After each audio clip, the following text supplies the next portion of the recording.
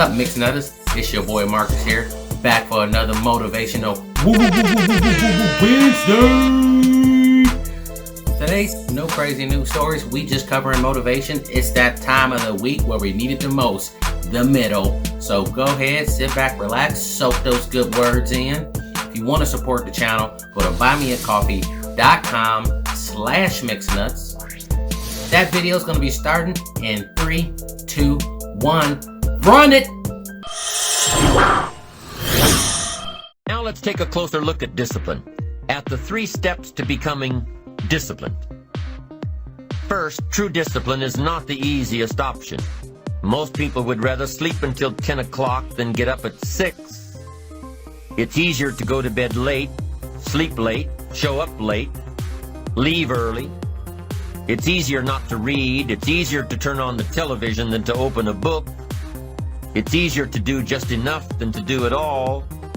Waiting is always easier than acting. Trying is always easier than doing. Imagine what life would be like if we didn't have to make our bed in the morning, or keep our garage clean, or pay our taxes, or show up for work tomorrow.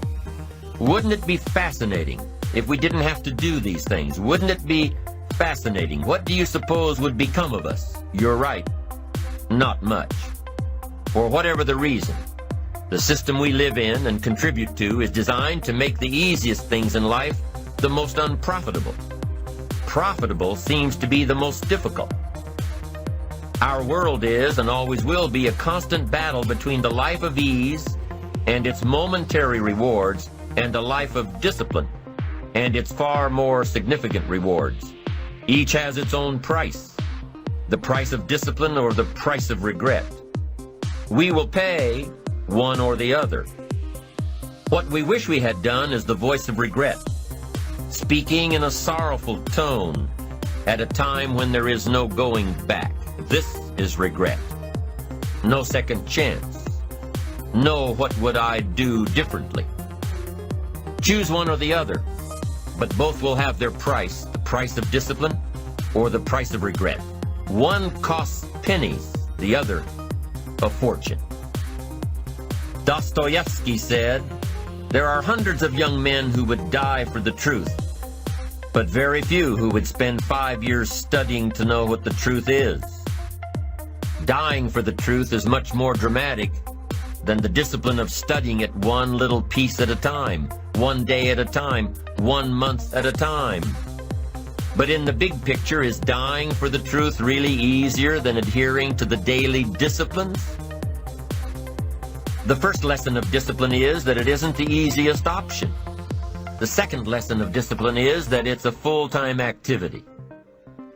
And we've said that the best form of discipline is consistent self-discipline. You see, the discipline that it takes to make your bed every day is the same discipline necessary for success in the world of business. The discipline to organize your garage is the same discipline to organize your business. All disciplines carry through to affect all parts of our lives. If we're disciplined in just one area and lazy in another, guess what? Pretty soon, the lazy side will creep in and destroy the disciplined side. The bad habits in one area of our life will eventually destroy our self-discipline in the areas we've been working on. Consistency cannot be inconsistent. Discipline is the mind being trained to control our lives. Discipline is a set of standards which we've selected as a personal code of conduct. Discipline is imposing on ourselves the requirements for honoring these standards. Once we've adopted these standards of behavior and conduct, we're committed to honor them. And if we don't, then there can be no disciplined activity. We find ourselves announcing our standards to our relatives, our friends, our associates. We shout our beliefs and condemn those who believe any differently, but then we don't walk the talk. We end up acting in a way far different from the beliefs we've shouted. We tell our kids that the TV is rotting their minds, yet we spend our evenings in front of it. We tell our employees that they must take advantage of every minute of the working day, yet we spend 3 hours at lunch. Do as I say, not as I do. This is inconsistent. This leads to a loss of credibility among those who watch us. And more importantly, this leads to a loss of credibility within ourselves. The only thing worse than one who is inconsistent in applying their self-imposed disciplines is one who has never considered the need or the value of discipline at all. These people seem to wander aimlessly, changing procedures, changing standards, changing loyalties, and shifting frequently from one commitment to another, leaving behind a trail of broken friendships, unfinished projects, and unfulfilled promises, all because of a discipline that was either non-existent or imposed so infrequently that it was ineffective. Here's the third step to becoming consistently self-disciplined. Number one is realizing that discipline isn't the easiest option. Number two, discipline is a full-time activity, day by day, every day. And the third step to becoming self-disciplined is really a philosophy that holds one of life's unique promises. Number three simply says, for every disciplined effort, there is a multiple reward. That's one of life's great arrangements. It's like the law of sowing and reaping. In fact, it's an extension of the biblical law that says if you sow well, you reap well. Now here's a unique part of the law of sowing and reaping. Not only does it suggest that we'll all reap what we've sown, it also suggests that we'll reap much more. Life is full of laws that both govern and explain behaviors. But this may well be the major law we need to understand. For every disciplined effort, a multiple reward. For every disciplined effort, a multiple reward. What a concept. If you render unique service, your reward will be multiplied. If you're fair and honest and patient with others, your reward will be multiplied. If you give more than you expect to receive, your reward is more than you expect. But remember, the key word here, as you might well imagine, is discipline. Everything of value requires care and attention. Everything of value requires discipline. Children require discipline. They must have a structure built for them. They must have boundaries to work within so they feel secure and comfortable to explore and grow. They must learn to recognize what's right and what's wrong, what's acceptable behavior, what's not acceptable. Children require unwavering discipline, consistent discipline, or they'll be confused as to how they're supposed to behave. Likewise, our thoughts require discipline.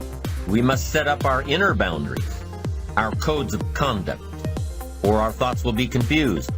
And with confused thoughts, we'll end up being confused, hopelessly lost in the maze of life. And confused thoughts produce confused results. Look around you at this very moment in time. What might you be doing that needs attention? Perhaps you're listening to this program as you drive along in traffic, blowing your horn at someone ahead of you who isn't driving at the speed you'd like to. Perhaps you're listening alone because you've had a disagreement with someone you love or someone who loves you, and your anger won't allow you to speak to that person. Wouldn't this be an ideal time to examine your need for a new discipline? Perhaps you're on the brink of giving up or starting over or starting out, and the only missing ingredient to your incredible success story in the future is a new and self-imposed discipline that will make you stay longer and try harder and work more intensely than you ever thought you possibly could. The most valuable form of discipline is the one that you impose on yourself. Don't wait for things to deteriorate so drastically that someone else must impose discipline into your life. Wouldn't that be tragic? How could you possibly explain the fact that someone else thought more of you than you thought of yourself? That they forced you to get up early and get out into the marketplace when you would have been content to let success go to someone else who cared more about themselves? Your life, my life, the life of each one of us is going to serve as either a warning or an example. A warning of the consequences of neglect, self-pity, lack of direction and ambition, or an example of talent put to use, of discipline, self-imposed, and of objectives clearly perceived and intensely pursued.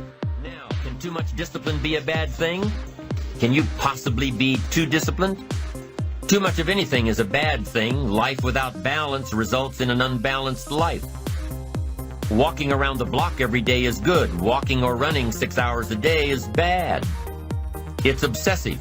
Unless, of course, you make your living as a marathon runner. Then you're doing your job. Eating an apple a day is good. Eating only apples is bad. You won't get all the protein and vitamins and nutrients your body needs. Working hard, burning the midnight oil, doing it until is good. Working nonstop, never taking a vacation, never having any fun, never spending quality time with the people you love, working day after day, month after month, never taking a break year after year is bad. If you've got your nose to the grindstone all the time, how are you ever going to spot new opportunities, consider new ideas? It doesn't work that way. You've got to stop and ponder where you've been and where you're going. You've got to reflect so you know if you're even on the right track.